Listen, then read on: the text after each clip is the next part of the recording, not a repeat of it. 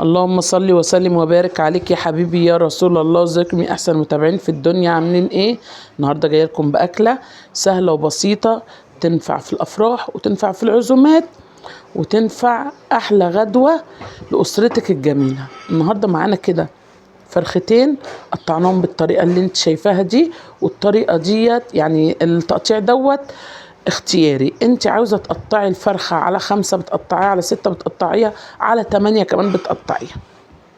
طيب دلوقتي معانا كده حطينا ميه وملح وخل وليمون بعد ما احنا قطعناها، وحطينا معلقه جنزبيل، وبندنا بقى ايه ندعكها في قلب الميه ديت لغايه ما ايه ندننا نطلع منها ايه الدم والزفاره والكلام دوت اللي ايه اللي فيها، ونسيبها تتنقع كده في الميه ديت بتاعتنا.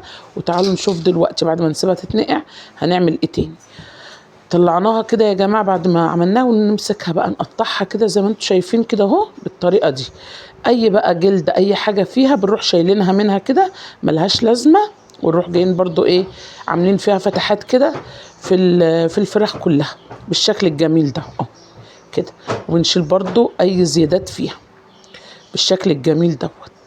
خلاص قطعناها كلها كده، وبنروح جايين بعد ما بنقطعها بنحطها في مصفى عشان تتصفى خالص. انا مش عايزاها فيها اي ميه، يعني انا مش عايزه الفراخ ديت يكون فيها اي ميه، بحطها في مصفى تتصفى معايا كده ماشي. اهم حاجه تكوني منضفه الفرخه كويس من اي جلد ومن اي حاجات فيها كده، اي زيادات فيها يعني. ونعمل فيها ايه الفتحات. سيبناها دلوقتي تتصفى في مصفى كده، ومعايا بصلايه وطماطميتين وقرن فلفل احمر اخضر ما تفرقش، وفصين توم ضربناهم في الكبه او في الخلاط نعمهم كويس. اهم حاجه ان هم ينعموا كويس. ونروح جايين حاطين التوابل بتاعتنا الجميله. التوابل جنزبيل ناعم، فلفل اسمر، بابريكا، بهارات الشوي وديت بتيجي من عند العطار، زعتر وروزماري.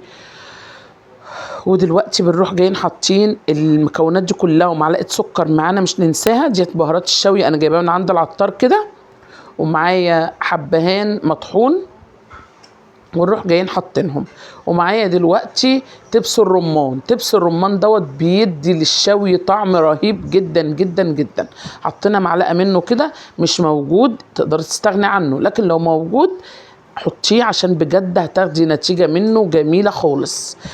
قلبنا البهارات كلها مع بعضها كده بالشكل الجميل دوت ماشي.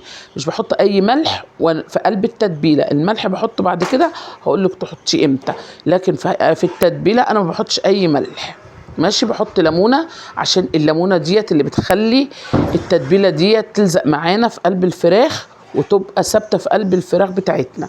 دلوقتي بجيب الفراخ وانزل في التتبيله ديت، حطيت معلقه خل وبروح نازله في التتبيله كده، ونقلبها بقى نديها حبه مساج كده في التتبيله بتاعتنا كده، ونروح ايه متبلينها. اسفه ان انا بعمل بايدي، انا قلت لكم قبل كده ان انا عيالي بيقرفوا ان لما بلبس كلافز او جوانت يعني، لا بشتغل انا بايدي كده. وبروح حطاهم ايه في التلاجة لتاني يوم، تغمضوا تفتحوا تلاقوني قدامكم. ايه رايكم كده؟ احنا كده تاني يوم يعني عملتهم من بالليل وسبناهم ليله كامله على رف التلاجة. ادي شكلها بعد ما باتت ليله كامله على رف التلاجة. ما تخافيش مش هيجرى لها اي حاجه.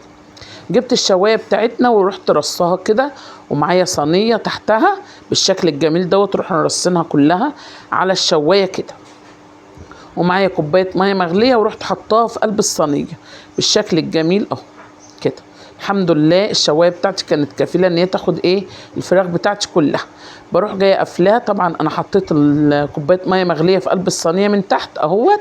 كل اللي بحطه في قلب الميه بحط ورقتين لوري بس.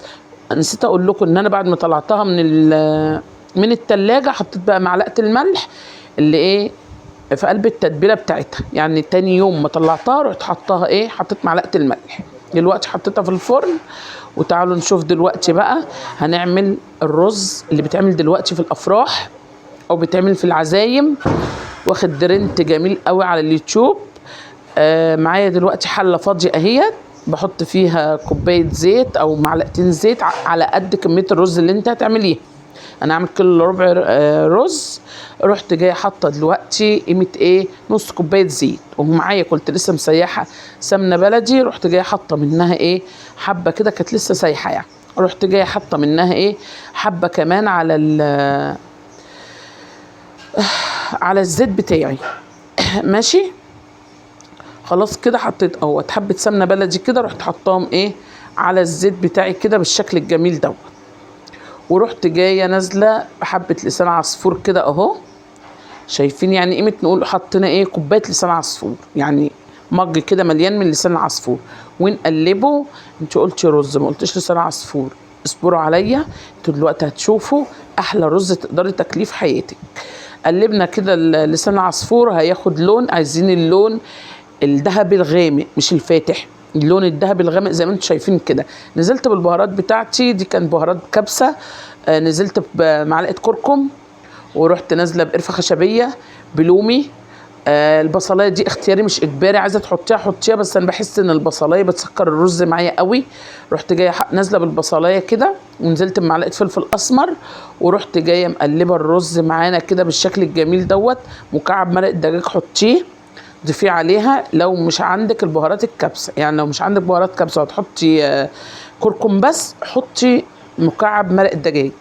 ومعايا دلوقتي اللومي، وحطيت قرفه خشبيه، وبروح نازله بيهم كده، بنظبط الملح بتاعنا وبنظبط العقد بتاعنا كده بالشكل الجميل دوت.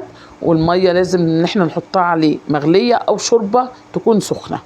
انا عندي الاتنين، يعني حطيت حبه ملح اهم، ورحت جايه مقلباهم، وكان عندي شوربه كانت سخنه، حطيت يعني نص الكميه العقد بتاعها شوربه، وحطيت النص التاني ميه.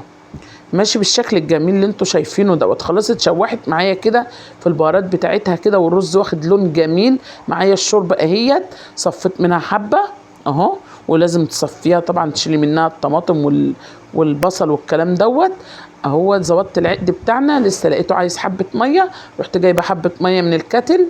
انا مش حبيت ان انا احط كلها شوربه عشان ايه مش تبقى دسم معايا قوي. رحت جايه حاطه ايه حطيت حبه ميه كده، ظبطت العقد بتاعه، ورحنا جايين مغطين عليه ونسيبه بقى ايه يعيش حياته بالشكل الجميل دوت. ايه رأيكم في الرز بتاعنا النهارده؟ لو وصلتوا لغايه هنا مش تنسوا تحطوا لي احلى لايك واحلى كومنت، وانتوا كلامكم بجد بيشجعني وبيخلوني اكمل واكمل. وايه رأيكم في الرز بتاعنا كده شكله جميل؟ وايه رأيكم في الاكل بتاعنا؟ عملنا صينيه مكرونه، بس معلش مش صورناها عشان احنا عملنا معاكم المكرونه اكتر من مره. ومعانا دلوقتي الفراخ كانت دايبه دايبه، مش قادره اقول لكم، بصوا كانت دايبه دوبان. وعملنا سلطه الطحينه، وكان احلى اكل النهارده، كان طعمه جميل جدا. والف هنا وشفا للي كلوه، والف هنا وشفا للي شاف. ويا رب كده تقدروا تجربوا الفراخ بالطريقه دي، تصدقيني هتشكريني عليها. شايفين الفراخ دايبه جدا جدا جدا. احلى حاجه في الفراخ بتاعتنا ان انت تكوني مبيتاها على شبكه الثلاجه، على رف الثلاجه قبلها بيوم، وما تخافيش عليها مش هجرى لها اي حاجه. الرز بتاعنا كان جميل جميل جميل، وطعمه كان رائع. ومعنا صينيه المكرونه اهيت. ايه رايكم في الاكل بتاعنا النهارده؟ يا رب يكون الفيديو عجبكم، مش تنسوا اللايك وسبسكرايب عشان يوصل لكم كل جديد وجديد. وزي ما احنا متعودين في نهايه الفيديو بشكر ضيوفي الجمال الظراف اللطاف اللي دايما بينوروا لي حياتي، وربنا يجعلكم نعمه في حياتي يا رب. ودايما بجد كلامكم بيشجعني.